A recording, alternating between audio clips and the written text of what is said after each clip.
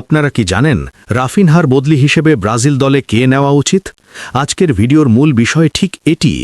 সেই খেলোয়াড়টি যে আবার ব্রাজিলের জার্সি গায়ে উঠলেই দলের খেলা একেবারে আলাদা হয়ে যাবে। আর এই নিয়ে মুখ খুলেছেন ব্রাজিলের সাবেক সুপারস্টার। তাই এই ভিডিওটি শুরুতেই আপনাকে বলতে চাই, শেষ পর্যন্ত অবশ্যই দেখতে হবে, কারণ আমরা জানব নেইমারকে নিয়ে রোনালদিনহোর স্পষ্ট বক্তব্য এবং তার কারণ। সম্প্রতি ব্রাজিলের বর্তমান সুপারস্টার ফ্রান্সের বিপক্ষে ম্যাচ খেলতে গিয়ে পেশিতে চোট পান। এই চোটটা শুধু এক খেলোয়াড়ের ক্ষতি নয়, পুরো দলের রণনীতি এবং খেলায় প্রভাব ফেলেছে। আসলে বর্তমান ব্রাজিল দলটা মূলত রাফিনহা এবং এর ওপর নির্ভরশীল। আর রাফিনহাকে মোটামুটি ভালো পারফর্ম করতে দেখলেও ভিনিসিয়াস জুনিয়র বরাবরই সমর্থকদের হতাশ করে চলেছেন। নেইমারের অনুপস্থিতিতে ভিনিসিয়াস জুনিয়রের ওপরই পুরো ব্রাজিলিয়ানরা ভরসা রাখছিল, কিন্তু তিনি যেন সেই দায়িত্ব পালন করতে পারছেন না। নিজের নামের সঙ্গে সুবিচার করতে পারছেন না। 10 নম্বর জার্সির মান ধীরে ধীরে নষ্ট হয়ে যাচ্ছে। আর এই 10 নম্বর জার্সির আসল মালিক নেইমারকেই এবার আবার দলে দেখতে চান রোনালদিনহো। ফ্রান্সের বিপক্ষে ম্যাচ হারের পর রোনালদিনহো টিভিতে বসে ব্রাজিলের খেলাটা দেখেছিলেন। তিনি সরাসরি বলেন, আমি ব্রাজিলের খেলা দেখলাম, কিন্তু সত্যিই ভালো লাগছে না। কিছুদিন আগে বলেছিলাম আমি এখন আর পূর্ণ খেলা উপভোগ করি না। আজও সেই অনুভূতি একই রকম।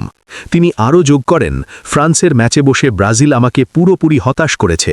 প্রতিনিয়ত খেলোয়াড়দের ইনজুরি বড় চ্যালেঞ্জ হয়ে দাঁড়াচ্ছে। বিশ্বকাপের আগে এত খেলোয়াড় ইনজুরিতে পড়লে বিশ্বকাপের সময় তা সমস্যা তৈরি করতে পারে। এই পরিস্থিতিতে রোনালদিনহো স্পষ্টভাবে বলেছেন, ব্রাজিলের কোচ ট্যাশকে আর কোনো অজুহাত দেখানো উচিত নয়।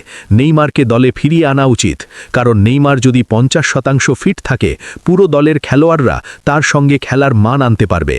রোনালদিনহোর মতে নেইমারের এক পায়ের যোগ্যতা এতই অসাধারণ যে তার তুলনায় কেউ নেই। তাই আসন্ন ক্রোয়েশিয়ার বিপক্ষে নেইমারকে দলে ডাকাই সবচেয়ে যৌক্তিক সিদ্ধান্ত।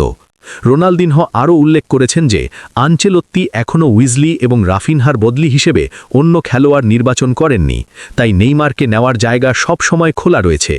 এদিক থেকে দেখা যায় নেইমার না থাকলে ব্রাজিলের মিডফিল্ড এবং ফ্রন্টলাইন খেলায় ভারসাম্য হারাচ্ছে। রোনালদিনহো বিশ্বাস করেন, নেইমার যদি দলে ফিরতে পারেন, দলের খেলার মান ও আত্মবিশ্বাসে বিশাল পরিবর্তন আসবে। তবে এক কথায়, এই পরিস্থিতি শুধু নেইমারের জন্য নয়, পুরো ব্রাজিলের ভবিষ্যতের জন্য। রোনালদিনহো স্পষ্টভাবে বলে দিয়েছেন, না হলে ফ্রান্সের মতো শক্তিশালী দলগুলোর বিপক্ষে ব্রাজিলের খেলার মান আরও খারাপ হতে পারে। তিনি মনে করেন নেইমারের ফিটনেসের সাথে পুরো দল খেলতে পারবে এবং নতুন বিশ্বকাপের প্রস্তুতিতে দলের রূপান্তর আরও দৃঢ় হবে। প্রিয় দর্শকরা, রোনালদিনহোর মতামত কি আপনাদেরও একেবারে সঙ্গত মনে হচ্ছে? যদি একমত হন, তাহলে কমেন্ট বক্সে ইয়েস লিখে আমাদের জানান।